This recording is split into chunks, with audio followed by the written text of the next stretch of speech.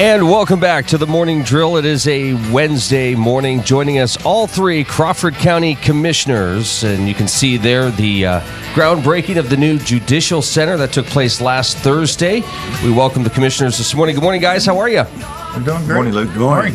Good morning. All right. Great to have you guys. Good to be here. Thanks for having us. A lot to get into, of course, the groundbreaking last Thursday. Congratulations. Long time coming. Yep. Thank you. It's a good Actually, process.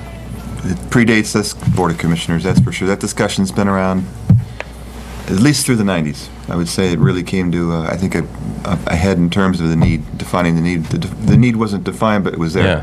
Yeah. And I think folks might remember, what was it, the old junior high? Mm-hmm. Wasn't that part of the discussion maybe back in the 90s or early 2000s? Indeed. Yeah, it sure was. So, yeah, it's been talked about for some time.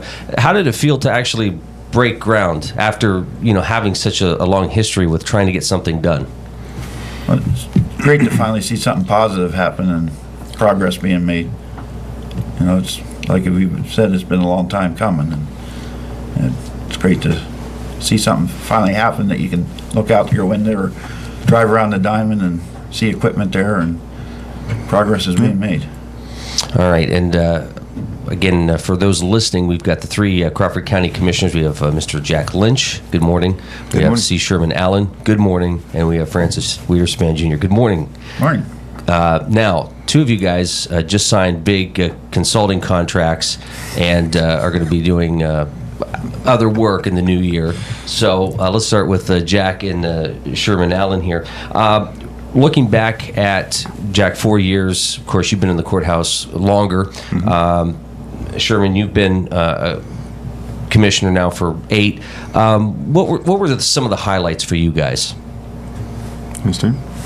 Go ahead. I think the big thing that it's interesting when folks run what the debate centers around, and truly nobody spoke about the county's finances this time. I don't know if it came up, but I think we could say unequivocally that the finances were the issue. I mean, it was central.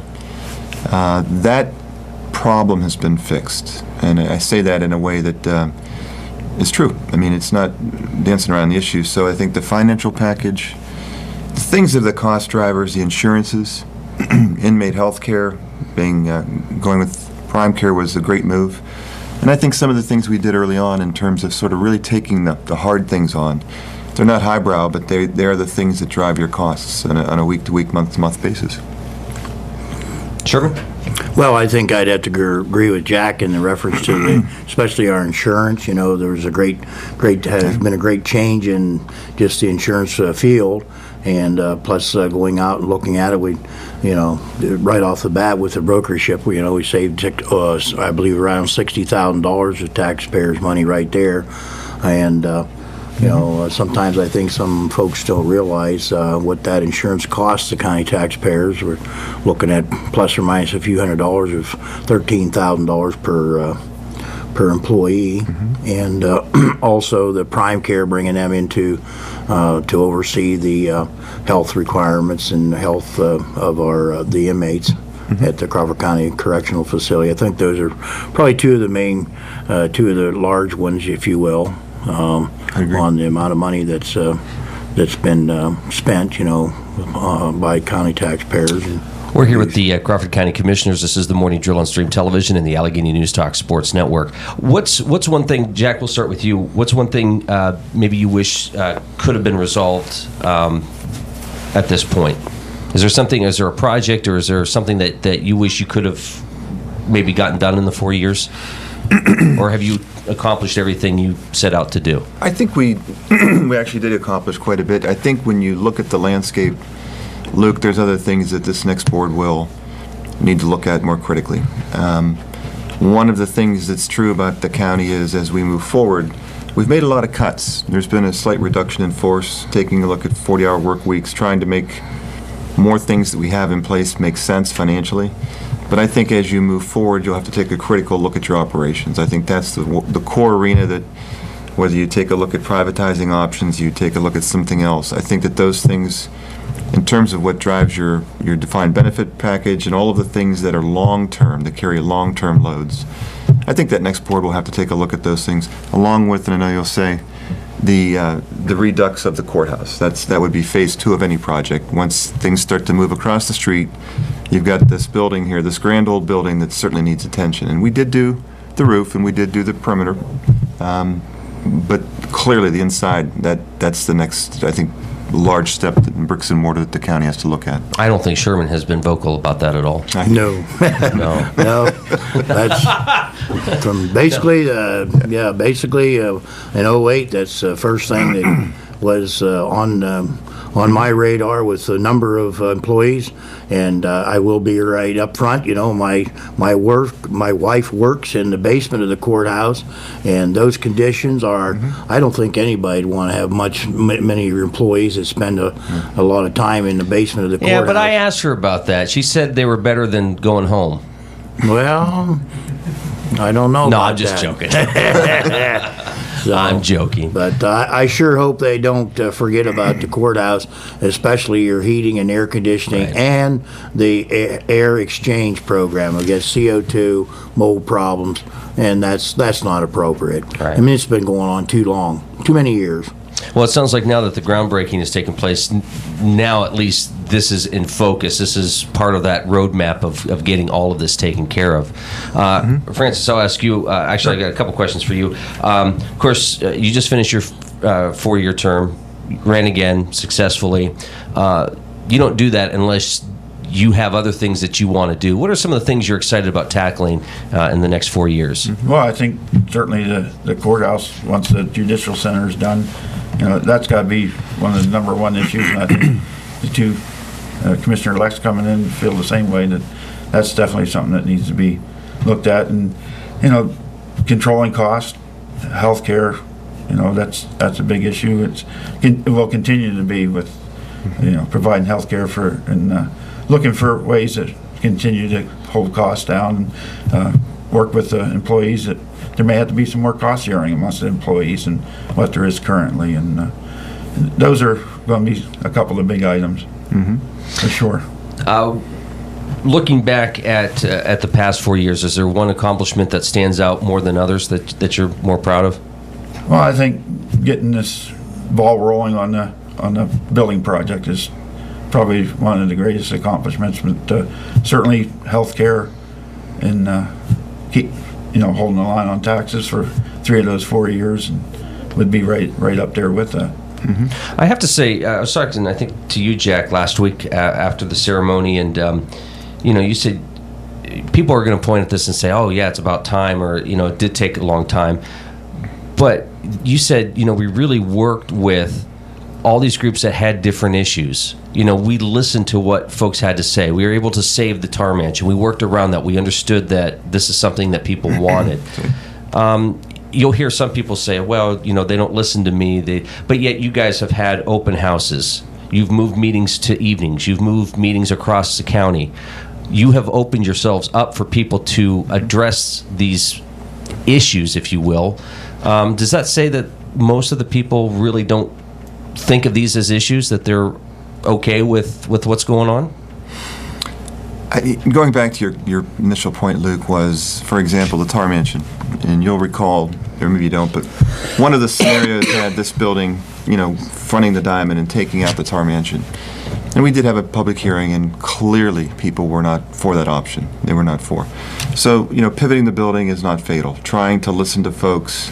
I don't think the county has ever had a closer working relationship with the city of Meadville. I mean, everything that's transpiring bricks and mortar is happening in the city. Or Titusville. You guys show up to Titusville. I would see Francis at Titusville City Council meetings. I think, and Sherman, that's you've true. been to some. And I would say that for folks that, it's an interesting thing, and it always has been. You can say this in your last month, but I think folks, sometimes through the media, you know, or what you think you hear from on the street, informed people that I've talked to, and since we went live with this project, and I've been stopped on the street, I heard very, very negative comment about this project. And certainly a lot of people that work in that building would tell you that something had to be done.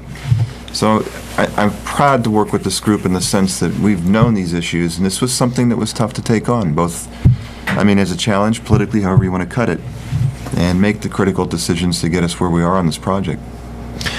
And Mark, from a news perspective, again, this is something that we sort of tackle throughout the year. One of the things that I was interested in asking too is certainly the county is responsible for Is your mic on? No. pass-through. The county is responsible for at least pass-through with human services items and such.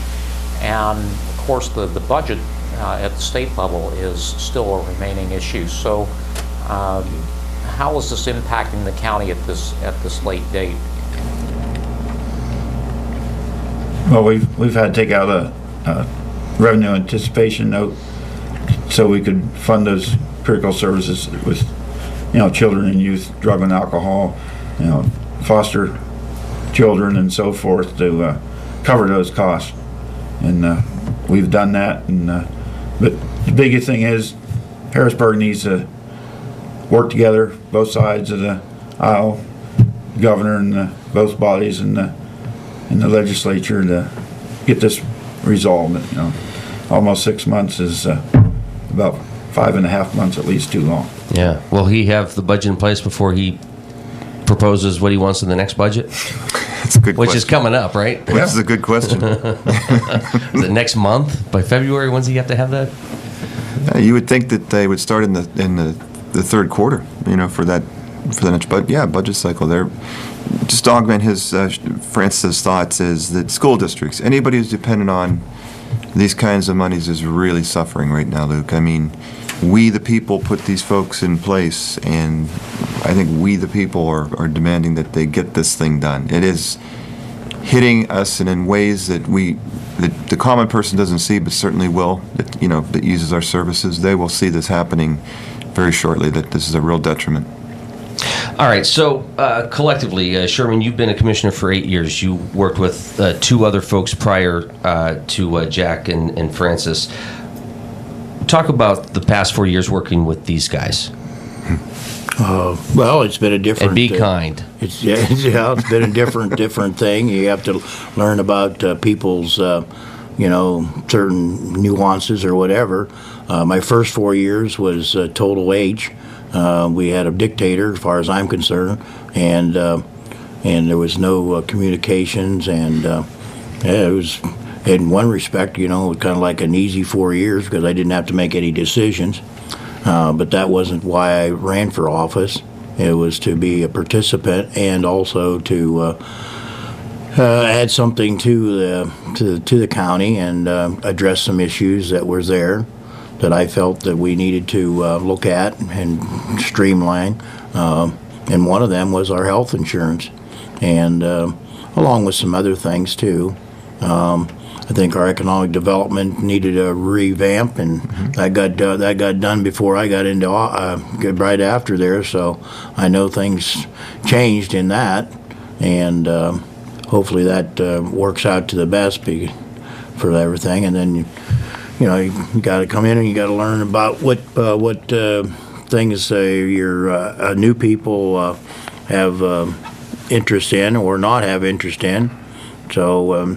And then we serve on boards various boards that people have various talents in. So they bring that back to the table, so they have a better understanding of. Some of those boards get money from the county either as a line item or some type of financial connection in some respects. You know what I mean?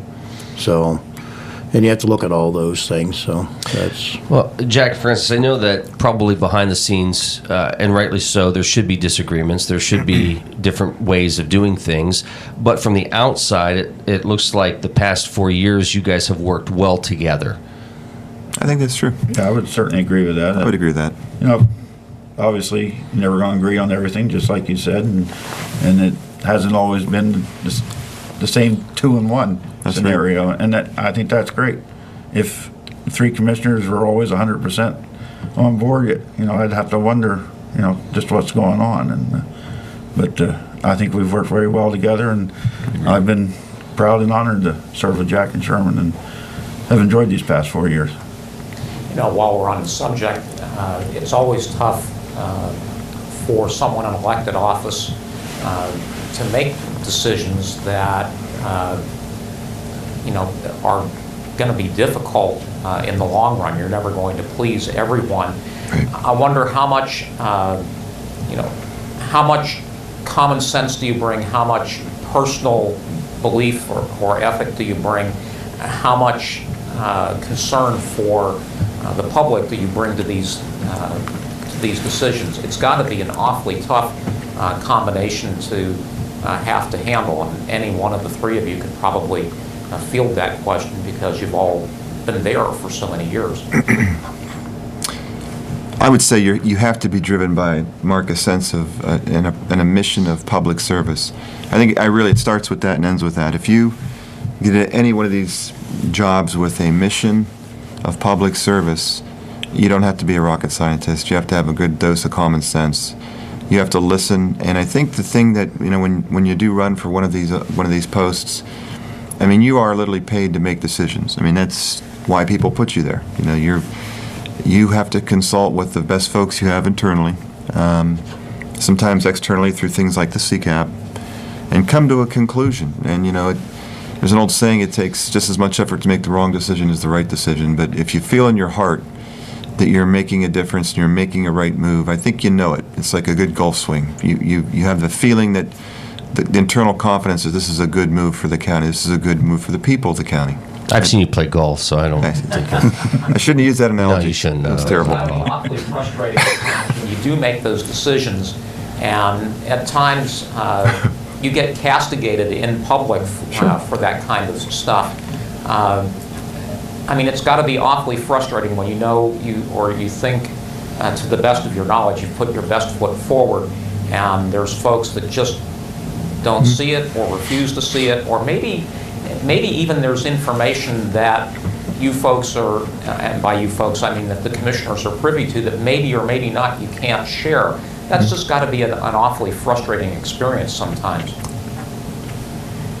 Yeah, it does cause you a little heartache and sometimes a little trouble sleeping at night. But you take the information you're given and you have those people around you to help advise you and help research things and give you the information so that you can make those decisions. And I think this board, all three of us included, as Sherman says, because I care, and I think this board does care, and all three of us. And you're not going to make everybody happy.